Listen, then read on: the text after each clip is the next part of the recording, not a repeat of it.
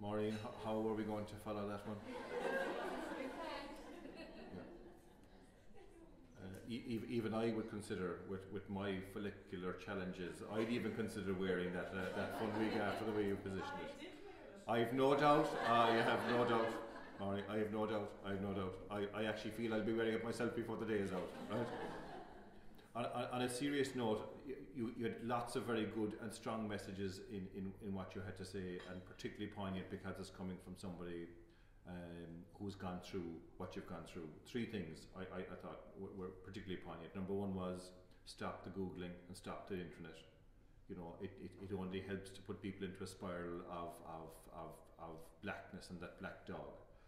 Number two was, you know, for all of us who are independent is to realise it's okay to be independent, but you know, the word independent is made up of the word in and the word dependent. It's okay to be dependent and look for help and get it. And the other bit that I got out of it was the trust in the system and trust in the medical people that are there to help you. And you know, the three of those combined together are probably very, very helpful for people who are going through the same situation. So thanks again, Maureen. Our next speaker is Leonor Rodriguez from Costa Rica via Galway. And she's going to talk to us about cancer in the family and a time to talk, which is particularly, again, poignant given Maureen's intro. Leonor is a PhD candidate in the School of Psychology in NUIG in Galway. Her area of research interest is health psychology, specifically focused on the experience of chronic illness in families, children and young people.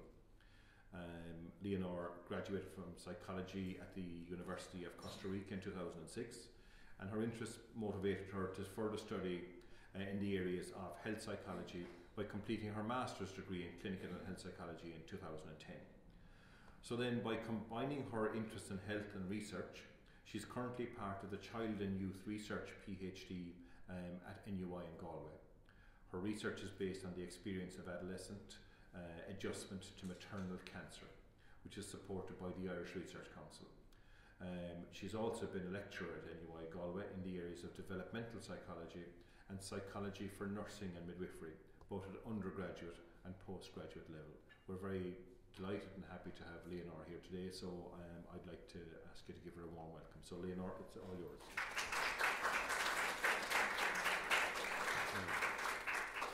Let's get the technology going for you.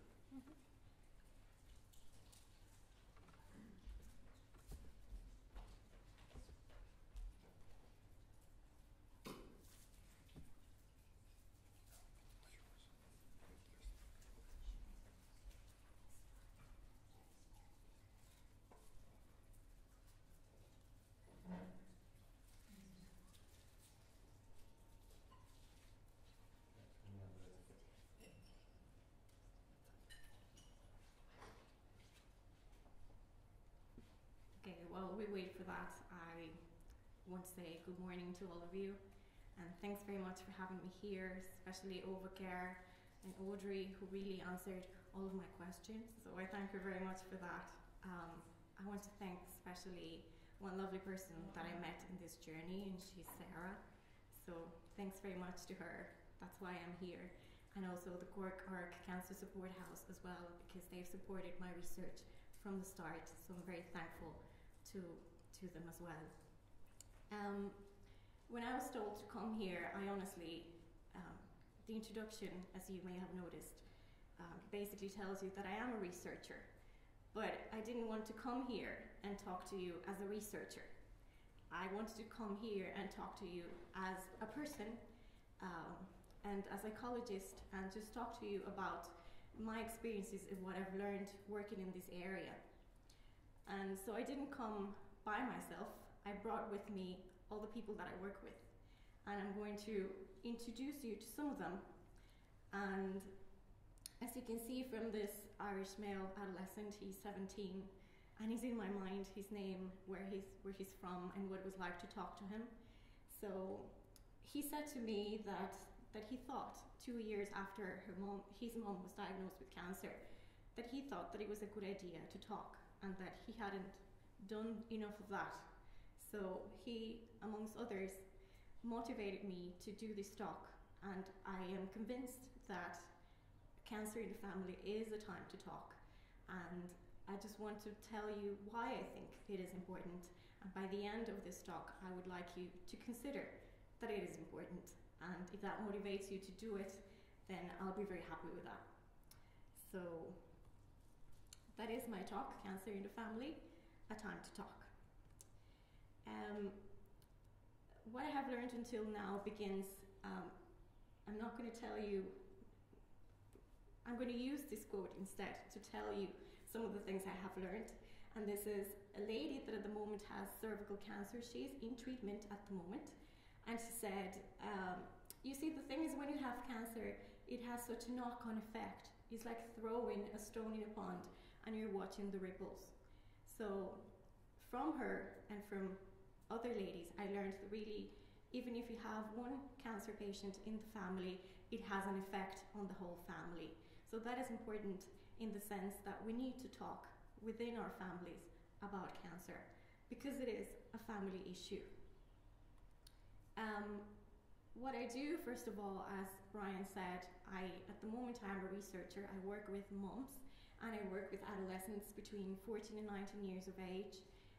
This is my study, the AMC study, and this is where all the people come from, and this is where and why I've met all these people. So just so you know what I do and how I know and who are these people that I'm talking to you about, how I met them.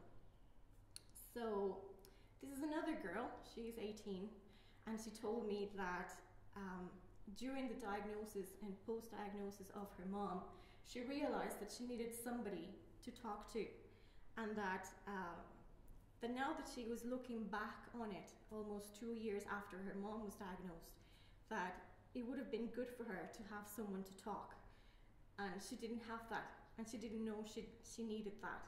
So again, it might be important for us to encourage communication, because sometimes we're not conscious that we actually need to talk or that we want to talk.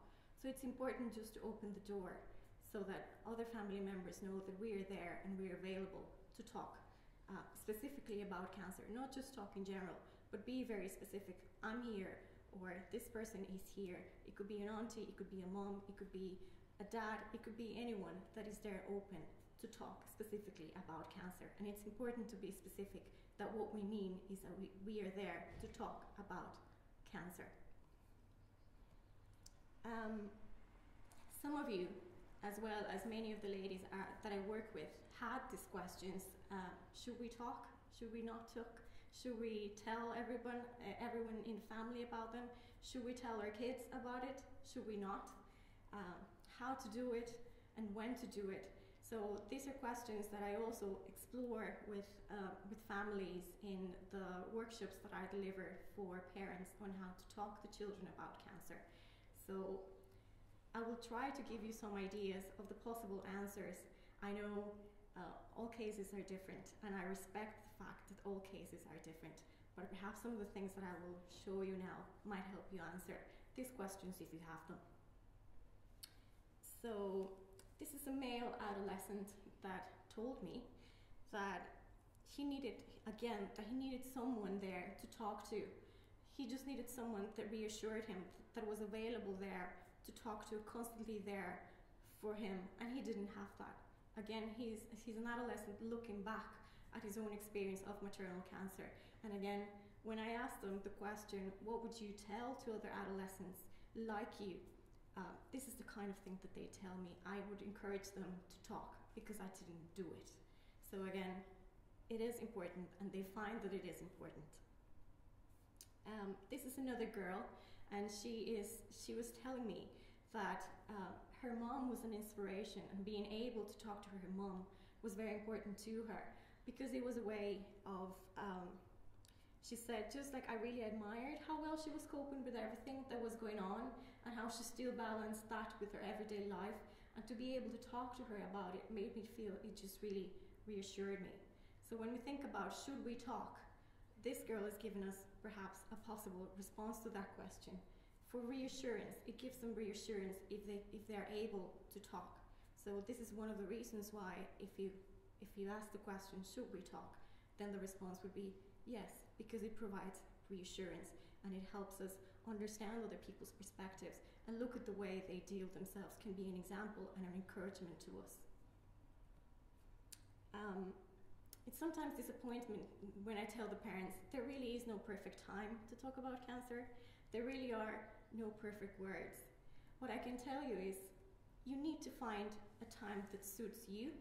You need to find the words that suit you. And sometimes I tell parents, if you want to write it down and practice what you're going to say, go on, write it down and practice it. If you like technology, I know now phones have recorders and complex things like that. If you want to record yourself and then listen back to it, do it. There's no problem. What I want you to understand is that there will never be a perfect time to talk about it, but you can make it work for you and your family and what you want to say, okay? So, it's important to talk for several reasons. Sometimes people that are not told the truth may feel that they are not important enough. They might think that they're being left out. They might think, they might get loads of ideas in their head in terms of that something that's going on might be worse than they think. They might think that it's their fault, and they might feel guilty because they really don't know what's happening. And all of us know when something is going on and is not as usual and is not as normal. We notice it in people's behavior, even if it's not in words, we do understand that something is going on.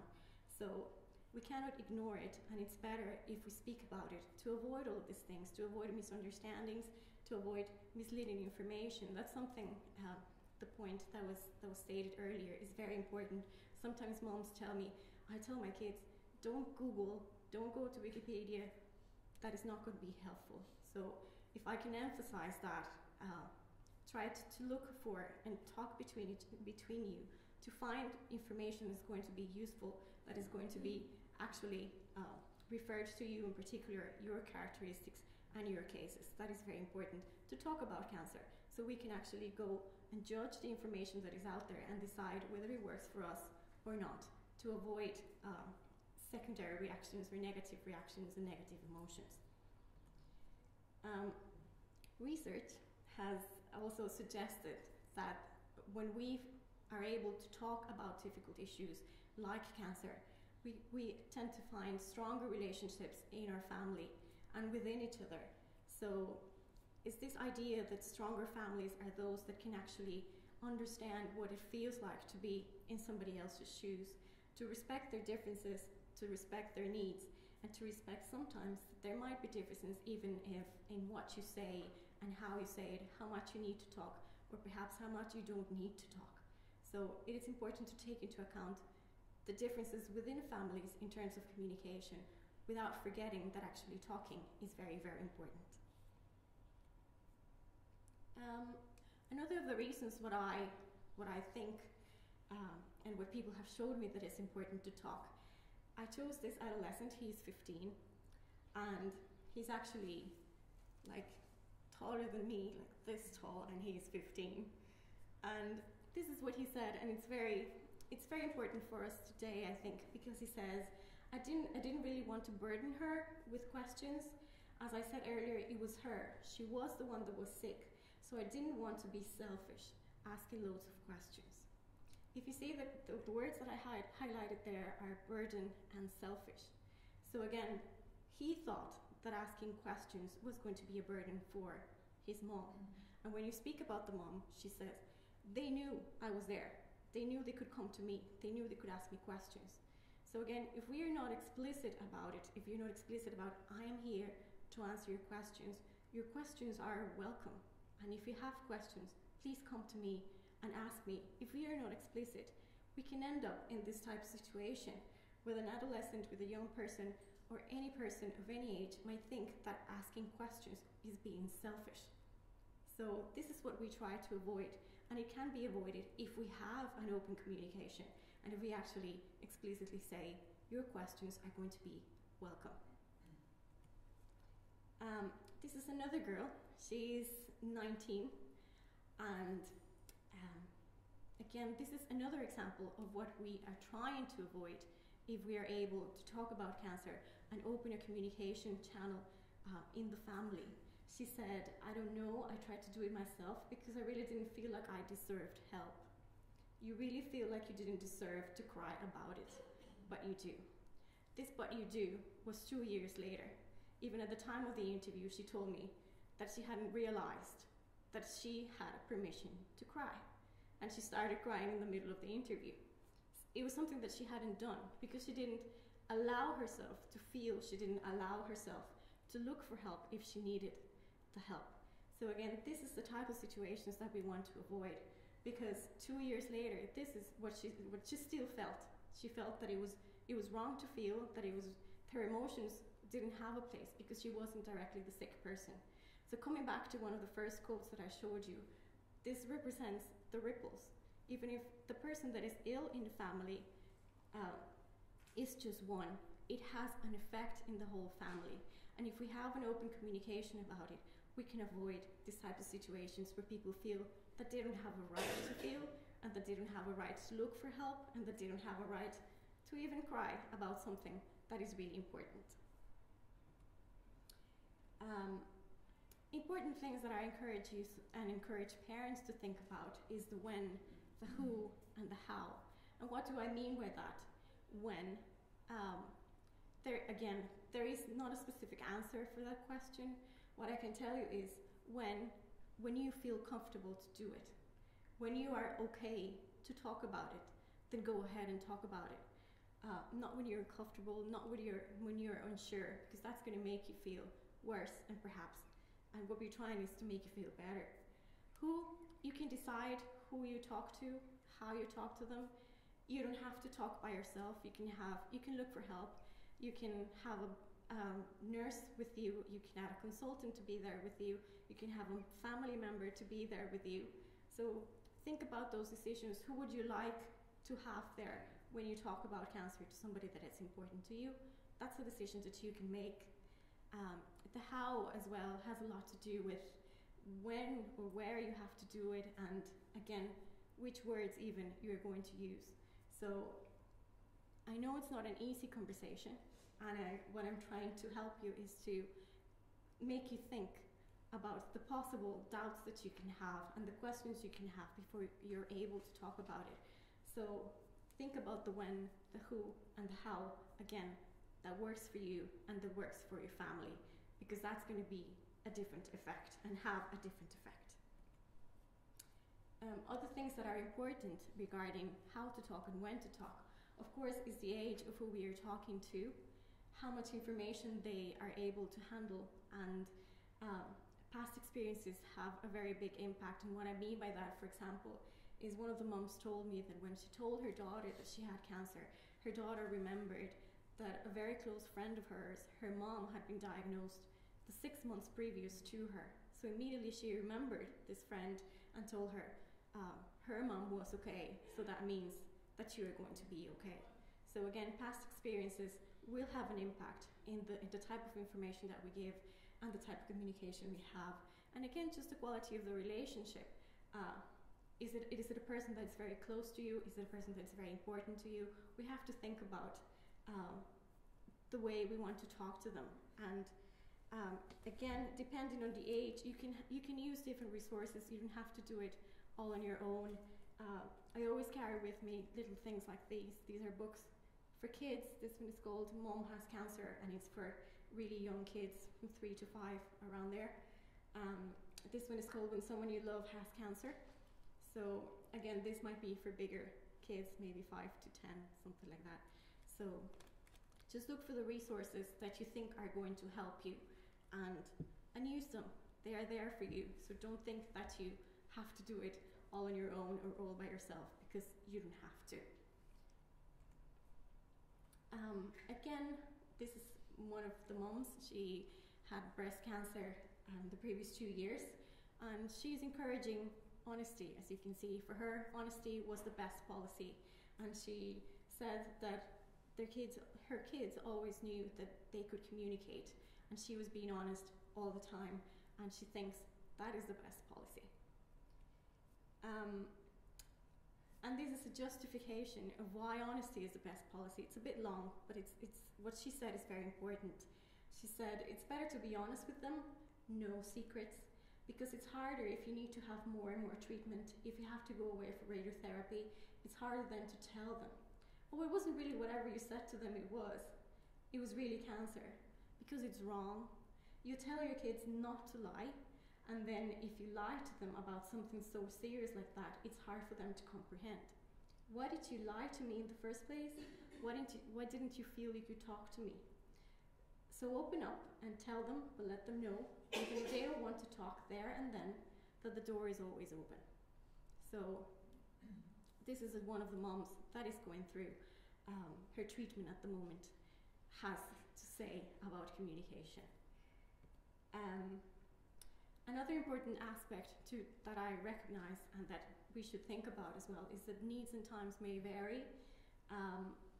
This kid in particular said that he knew at the time that he had people that he could talk to, but he really didn't want to talk to anyone because she felt at the time that other people's reactions might make her feel worse. For ages, even the idea of talking about it, of saying out loud, I just couldn't do it. So again, we need to respect these times. Sometimes we might open the door and allow people to talk, but they need time. And they might come to us 3 months later, they might come to us 6 months later. And I can tell you, I have one daughter that I'm working with, she's not my daughter, 24 months after diagnosis. And she's doing the program, the online program that we give them in the research. And it was after she finished the program that she said, I asked them, what did you learn about this program? Was it useful to you or not? And she said, it was the first time that I could actually talk to my mom and dad about cancer. And she's well over 24 months now after diagnosis. So again, what I've learned is that really needs and times vary. And we need to understand and give people, they need to know that the door is open, but they might not walk through it when we would like them to walk through it. We just have to leave the door open, and that is fine. I have some final thoughts on other important things that the women have taught me and that might be useful to you. This lady said, you can't walk over it, you can't walk around it, you have to go through it. Just keep going, one step in front of the other. You are in your shoes, only you know how it feels to be in them. So again, my final thought is walk in your own shoes, one step in front of the other. Kick the can is another of the lessons that these ladies have taught me. She said, I used to say to the kids, I take the can, from cancer, just the can, I can do. So I kicked the can down the road and made it work. Yeah. So my second final thought is kick the can. And this is my last thought, and this is a little flower that I found in the driveway where I live. As you can see, not so long ago, it was the 16th of this month. This little flower is growing in the pavement. If you see around her, there's nothing more than pavement. So when I saw her, I liked her very much, and I thought that even in the most difficult of circumstances, magical things and wonderful things can happen. So really my final thought is try to look for little miracle flowers in your life as many times as you possibly can. Thank you very much.